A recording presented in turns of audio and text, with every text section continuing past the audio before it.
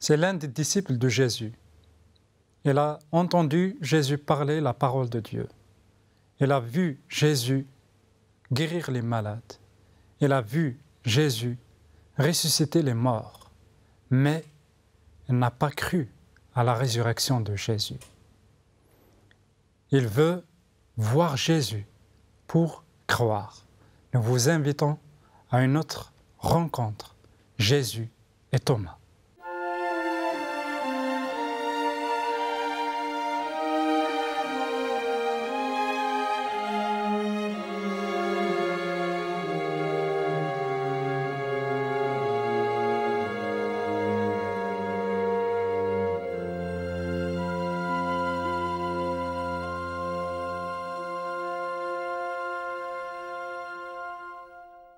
Bonjour et bienvenue pour une nouvelle émission dans Rencontre avec le Christ. Nous allons continuer nos rencontres avec le Christ avec notre invité, frère, ami et pasteur Pierre Péchou.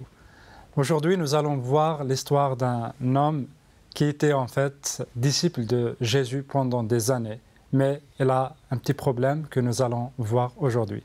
Bonjour et bienvenue, pasteur Pierre. Bonjour Anafi, merci de m'inviter à nouveau. Et bonjour à tous nos amis, tous nos auditeurs qui sont avec nous aujourd'hui. Alors, aujourd'hui, tu es venu pour nous parler de Thomas, un des disciples de Jésus. Oui, alors, le mot disciple dans la Bible est employé pour les personnes qui vont suivre Jésus et ça peut recouvrir plusieurs réalités. On sait qu'il y a une foule qui suit Jésus, pas la foule à laquelle Jésus parle de temps en temps, mais vraiment de nombreuses personnes qui suivent Jésus. On va nous parler de 70 ou 72 disciples. C'est un groupe plus restreint que Jésus va envoyer deux par deux pour annoncer sa venue. Et puis il y a ensuite un groupe encore plus restreint de 12 qu'on va appeler apôtres, qui eux, nous dit la parole de Dieu, vont en particulier recevoir un enseignement de Jésus, une explication particulière, et c'est eux qui seront appelés, après la résurrection de Jésus, une fois que Jésus sera monté au ciel, qui seront appelés à construire la communauté chrétienne, l'Église. Et donc, Thomas, il fait partie de ces 12 disciples. Voilà. Donc c'est un apôtre en fait. De ces 12 apôtres élus et choisis par Jésus. C'est ça. Donc c'est intéressant à le rappeler parce que nous attendons de ces personnes qui, je le rappelle, ont reçu un enseignement particulier. On attend une meilleure compréhension de la résurrection de Jésus et une certaine foi. Et ne pas croire, c'est manquer de foi. Alors je vous invite à lire le texte avant d'aller plus loin. Il se trouve dans l'évangile de Jean, au chapitre 20. Et je vais lire à partir du verset 19, un premier temps de l'histoire où Thomas est absent. Et ensuite, dans la suite de l'histoire, Thomas sera présent. Et donc je lirai dans Jean chapitre 20, des versets 19 à 29. Et nous sommes, pour bien comprendre, le dimanche de la résurrection. Jésus est mort sur la croix un vendredi, il est resté dans le tombeau tout le samedi et ressuscité au matin du dimanche. Le premier jour de semaine. Voilà, et donc le texte commence comme ça, le soir de ce jour-là, qui était le premier de la semaine, alors que les portes de l'endroit où se trouvaient les disciples étaient fermées, par crainte des Juifs, Jésus vint. Debout au milieu d'eux, il leur dit « Que la paix soit avec vous. » Quand il lui dit cela, il leur montra ses mains et son côté. Les disciples se réjouirent de voir le Seigneur. Jésus leur dit à nouveau « Que la paix soit avec vous. Comme le Père m'a envoyé, moi aussi je vous envoie. » Après avoir dit cela, il souffla sur eux et leur dit « Recevez l'Esprit Saint. À qui vous pardonnerez les péchés, ceux-ci sont pardonnés. À qui vous les retiendrez, ils sont retenus. » Thomas, celui qu'on appelle le jumeau, l'un des 12, n'était pas avec eux lorsque Jésus vint. Les autres disciples lui dirent donc Nous avons vu le Seigneur.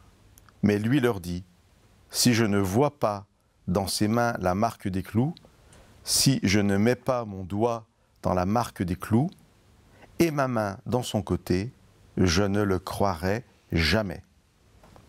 8 jours après, ses disciples étaient de nouveau dans la maison et Thomas avec eux. Jésus vient, alors que les portes étaient fermées. Debout au milieu d'eux, il leur dit « Que la paix soit avec vous ».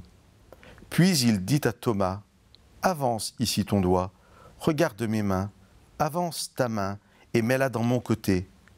Ne sois pas un incroyant, deviens un homme de foi. » Thomas lui répondit « Mon Seigneur, mon Dieu ». Jésus lui dit « Parce que tu m'as vu, tu es convaincu. Heureux ceux qui croient sans avoir vu. » Amen. Voilà l'histoire. Alors, il y a deux rencontres en réalité ici. C'est une avec Thomas et une sans Thomas. Voilà, que nous allons traiter ensemble. Effectivement, tu as raison.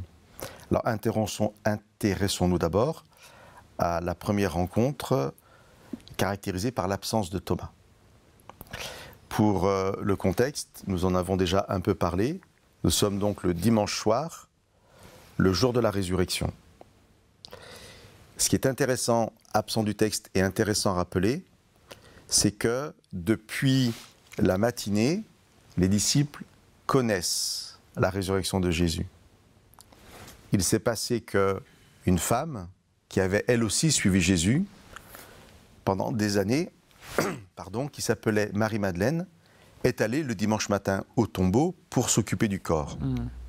Et c'est elle la première qui va constater l'absence de Jésus et qui va voir Jésus ressuscité. Et c'est à elle que Jésus va demander d'aller annoncer la bonne nouvelle de la résurrection aux disciples. Alors je ne m'étends pas sur cette histoire, c'est juste pour rappeler que les disciples sont au courant. Alors, pourquoi c'est intéressant ? Parce que dans ce que nous avons lu au début, nous voyons que par peur des Juifs, les disciples se sont enfermés dans la même pièce. C'est-à-dire que la réalité de la résurrection, le témoignage tout d'abord de cette femme et ensuite de 2 disciples qui sont allés vérifier, ce témoignage n'a pas suffi. Par rapport à l'environnement, là où ils sont, le danger que représentent les Juifs qui ont crucifié Jésus et qui sont donc contre les disciples, le danger que cela représente est plus important pour eux, enfin prend plus de place que la résurrection, que la nouvelle de la résurrection. Et nous avons donc ici 11 disciples, puisque Thomas est absent, 10. 10.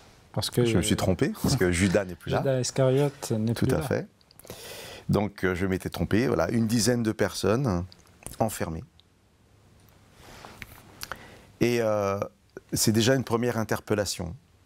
C'est-à-dire que je peux dire, moi, dans le cadre de cette émission, Jésus est ressuscité. Voilà. Mais une fois que j'ai dit ça, je peux rester dans la peur et m'enfermer. Ici, ils sont vraiment enfermés dans une pièce. Mais je peux être enfermé dans plein de choses. Oui, c'est vraiment c'est interpellant le fait que ces disciples, ils ont entendu de la résurrection, Pierre et Jean même, ils sont partis le voir. Et là, on les voit enfermés de peur que les autres, or que leur maître est ressuscité. Oui, mais il y a un paradoxe là. Et comme quoi, la Bible ne nous cache rien de la faiblesse humaine. C'est ce qui pour moi en fait sa valeur. Parce que la Bible me raconterait que l'histoire de super-héros qui tout de suite ce sont des hommes de foi, qui ne sont jamais dans le doute. J'aurais moi un doute sur la véracité de l'histoire. Pierre et Jean sont enfermés à double tour. Ouais, c'est ça. Alors, dans quoi puis-je être enfermé aujourd'hui ?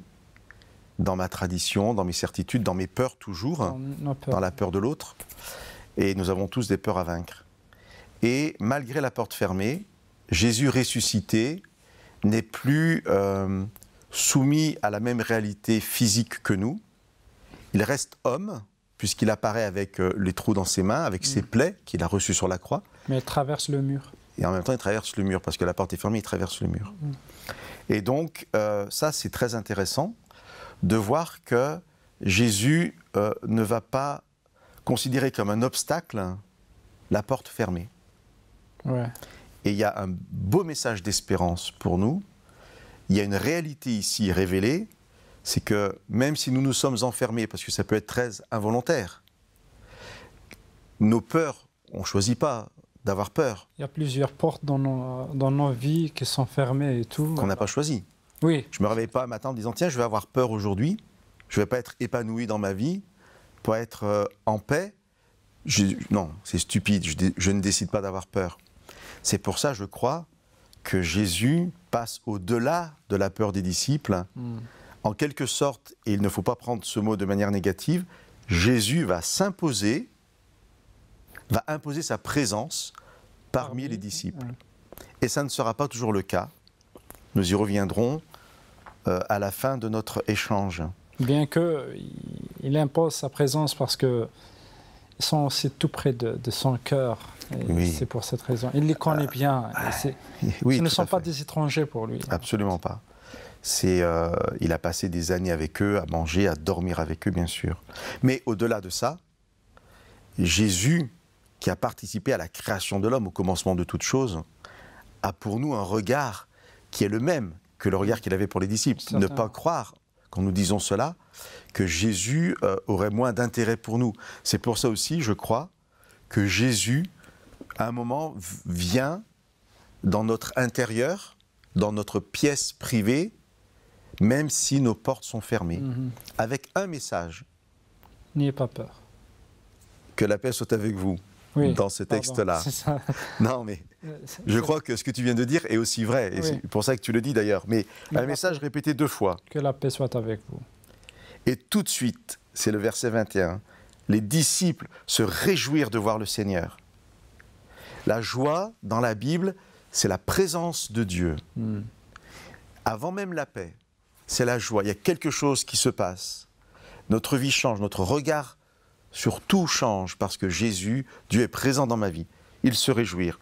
Et Jésus répète que la joie, que la paix Que la paix. soit avec vous. Et Jésus ici leur donne l'esprit après. On ne va pas trop développer ce passage-là. Je voulais simplement, dans cette première partie, montrer comment Jésus s'autorise à rentrer dans nos vies parce qu'il veut que nous ayons la certitude de sa résurrection, surtout à un moment où la parole n'existe pas. Nous parlons de la Bible ici. Le Nouveau Testament n'a pas encore été écrit. Il n'y a donc pas ce privilège de pouvoir apprendre la résurrection à travers les écrits. Ouais. Donc là, il vient, il s'impose et les disciples se réjouissent. C'est mon premier souhait pour chacun de nos amis qui nous écoutent, qu'ils puissent eux aussi se réjouir de la présence de Jésus dans leur vie. Merci beaucoup Pierre pour cette première partie. Nous allons voir la deuxième partie et nous allons voir cette rencontre toujours de Jésus avec Thomas. Alors attendez-nous pour la deuxième partie. Merci beaucoup.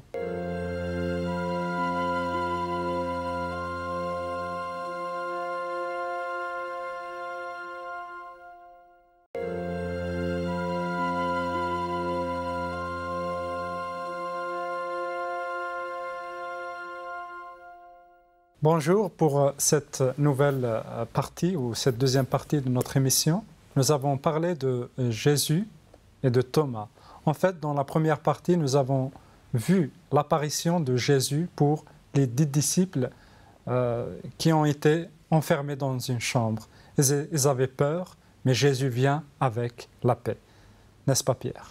Oui, donc nous proposons aujourd'hui à ceux qui nous écoutent la rencontre de Jésus et de Thomas. On vient de passer un long moment à ne pas parler de Thomas. Certainement, parce qu'on avait parlé d'autres disciples jusqu'à présent. Oui, mais alors pourquoi on s'est autorisé à prendre autant de temps? Eh bien, peut-être parce qu'une rencontre peut être une non-rencontre. Quand je dis ça, c'est-à-dire que Jésus vient, normalement les apôtres devraient être ensemble, donc ça aurait dû être aussi une rencontre avec Thomas, mais Thomas n'est pas là. Alors le texte ne nous dit pas pourquoi, mais peut-être que certains vont dire, est-ce que moi je n'ai pas loupé la rencontre? Est-il possible qu'un jour, Jésus soit venu, mais moi, je n'étais pas là. Et donc, c'est pour ça qu'on a pris du temps pour voir ce que Jésus a fait avec les disciples, comment il s'est, je disais, imposé à eux, parce qu'il sait qu'ils ont besoin de sa présence, comment Jésus est venu malgré la porte fermée. Alors maintenant, nous arrivons à Thomas. Et toute cette introduction pour vous dire que les choses vont se répéter. C'est une semaine plus tard, j'ai lu le texte au début de notre partage, et là, des répétitions sont annoncées. C'est que le verset 26 nous dit, 8 jours après, ses disciples étaient de nouveau dans la maison, et Thomas avec eux. Jésus vient alors que les portes étaient fermées. C'est impressionnant. Oui, alors, je crois savoir ce que tu vas dire, mais je te laisse. Ouais, Pourquoi c'est impressionnant? 8 jours après, la peur s'installe toujours dans leur cœur. Exactement. Enfin, si je me permets, la question c'est pourquoi la porte est encore fermée? Parce que sûrement pour ne pas être surpris par les Juifs. C'est la raison qui est donnée dans la première partie, et c'est donc si une autre raison n'est pas donnée là, c'est la même. Ouais. Alors, tu as dit que c'était impressionnant. Oui, parce qu'ils ont vu Jésus ressuscité. Ouais. Il est venu avec la paix de Dieu. Il a soufflé en eux le souffle de Dieu. En fait, il les préparait pour recevoir le souffle de Dieu, qu'ils vont recevoir 10 jours plus tard. 10 jours après son ascension. Mais là, on voit toujours la peur qui est dans leur cœur. La peur de ne pas mourir. Or qu'ils ont vu leur maître ressuscité. Il n'y a plus de mort. Impressionnant donc. Certainement. Oui. Eh bien, une autre chose est impressionnante, un tout petit détail, qui est au verset 26 que je viens de lire. 8 jours après, ses disciples étaient de nouveau dans la maison. Et ce qui m'impressionne aussi, après tout ce que tu viens de me dire, c'est le possessif. Ça reste ses disciples. Je ne sais pas si ça sera encore les miens. S'ils ne croient pas que je suis ressuscité, après plusieurs... si je viens leur prouver que je leur donne quelque chose, tu disais, il a soufflé son esprit, et que 8 jours plus tard, ils ont encore peur, ils sont encore enfermés, je ne sais pas si ça resterait mes disciples. Alors moi, je suis rien du tout. Voilà, redonnons la première place à Jésus, ses disciples. Comment Jésus, en fait, il accompagnait ses disciples. Exactement. Et la patience. Et voilà, donc ça c'est extraordinaire. Mais il faut quand même donc bien comprendre que c'est dans la nature humaine d'avoir du mal à être spirituel, d'avoir du mal à saisir les choses spirituelles malgré ce que l'on voit. Et c'est typiquement ce qui arrive à Thomas. Il faut quand même qu'on arrive à parler de Thomas. Nous ne savons pas pourquoi Thomas était absent. Il aurait peut-être dû être là. Alors j'aime pas le mot chance, parce qu'il n'y a pas la notion de chance avec Dieu. Il a une deuxième opportunité. Le privilège recommence de la présence de Jésus, qui, rappelons-le bien, ici encore, vient malgré la porte fermée. Avant qu'il arrive, Thomas dit « Non, moi je n'y croirais pas si je ne peux pas toucher Jésus. » Et Jésus vient. Et alors là, c'est extraordinaire. Alors, on va finir par se répéter à l'infini, mais tout est impressionnant dans ce texte. Jésus est impressionnant, la façon dont il apparaît, la façon dont il fonctionne, oui. Que la paix soit avec vous. Thomas était absent, Thomas n'a pas pu recevoir cette bénédiction parce que ce ne sont pas des mots en l'air. Si Jésus dit que la paix soit avec vous, au moment où Jésus dit ça, la paix est avec les disciples. Se repose sur ses disciples. L'absence, le manque de foi des disciples fait qu'ils ne saisissent pas cette paix, puisqu'ils ont encore peur. La porte est encore fermée. Alors Jésus va la répéter. À la fois, c'est un privilège pour les disciples qui étaient là la semaine d'avant, et pour Thomas qui l'entend pour la première fois. Donc ça m'impressionne aussi. C'est très important, le fait que Jésus, à chaque fois, il vient à la rencontre de la personne, c'est pour ramener la paix. C'est un Dieu de paix. Ouais. Il ne vient qu'apporter la paix. Et ce qui m'impressionne aussi, ce qui me touche, c'est de l'émotion pour moi, c'est que il n'y a pas de reproche fait à Thomas. À la fin, Jésus dit, parce que tu m'as vu, tu es convaincu, heureux ceux qui croient sans avoir vu. On y reviendra bien sûr. Mais là, quand Jésus apparaît, il n'y a aucun reproche fait à Thomas. il lui dit, avance ton doigt, regarde mes mains, avance ta main, mets-la dans mon côté. Ne sois pas un incroyant, deviens un homme de foi. Mais tu peux me toucher. Si tu as besoin de ça pour devenir un homme de foi, eh bien, ok. Voilà, utilise tous les moyens pour éradiquer le doute dans ta vie, quoi. Ouais, Profite parce que je suis là pour vraiment demande, touche. Qu'est-ce que tu veux que je fasse pour toi, pour que tu... Voilà, c'est très concret. Ouais. Et donc, Jésus comprend nos faiblesses, comprend nos doutes. Il ne nous les reproche pas.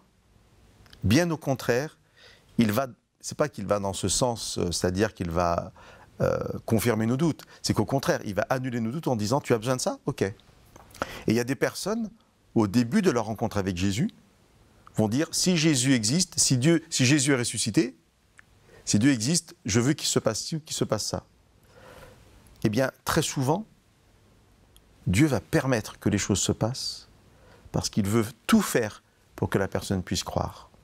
Oui, ça ne veut pas dire aussi que voilà, toute question ou toute Bien sûr que non. demande, en fait, c'est dans le cadre de la volonté de Dieu aussi, parce que dans le cadre de la volonté de Dieu, c'est pour notre bien. Oui, enfin, si quelqu'un dit, si Dieu existe, je veux demain avoir une Ferrari rouge dans mon garage, je ne suis pas sûr qu'il y aura une Ferrari. Hein. Ouais. On est bien d'accord qu'on est dans une démarche spirituelle.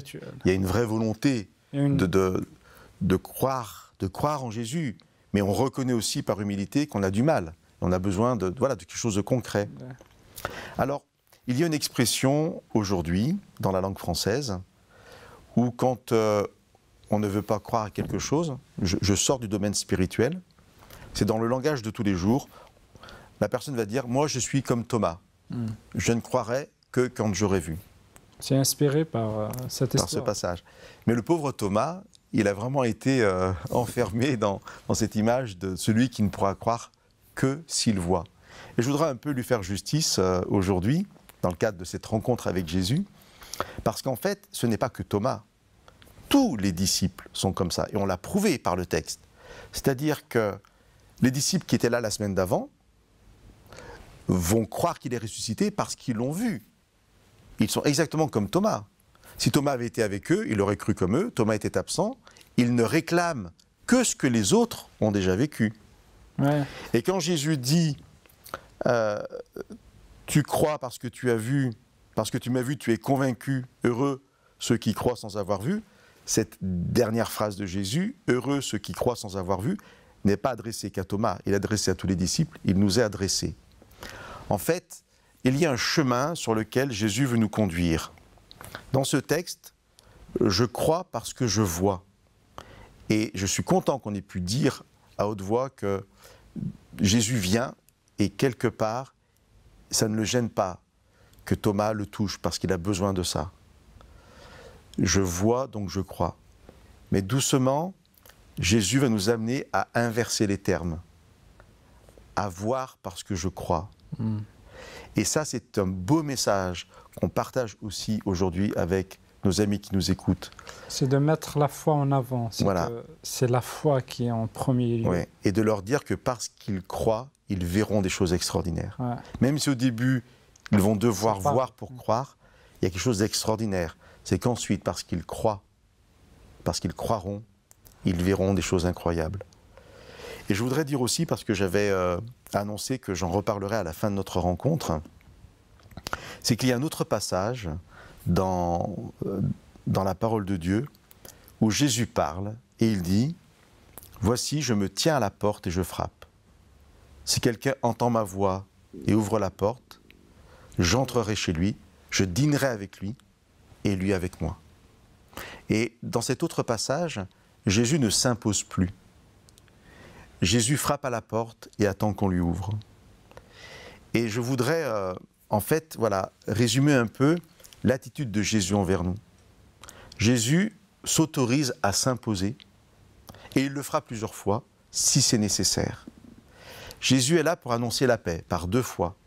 Jésus est là pour enlever les barrières de la peur. Ensuite, lorsqu'il sait qu'il nous a donné tous les éléments pour que nous puissions croire, Jésus ne va pas s'imposer. Il y a un tel respect de Jésus pour nous qu'ensuite il frappe à la porte. Il y a cette liberté que nous avons toujours dans nos cœurs, même si on le connaît, il n'est pas là pour nous forcer, forcer ça. Alors si nous sommes des Thomas, Jésus insiste, il revient nous prouver qu'il est vivant, que ce puisse être une certitude pour toutes les personnes qui nous écoutent aujourd'hui. Merci beaucoup Pierre pour ces enseignements. C'est très très riche ce qu'on vient d'entendre et ce qu'on vient aussi de voir. Alors Thomas, il a eu la réponse par Jésus en fait. Il dit « Heureux ceux qui croient sans avoir vu ».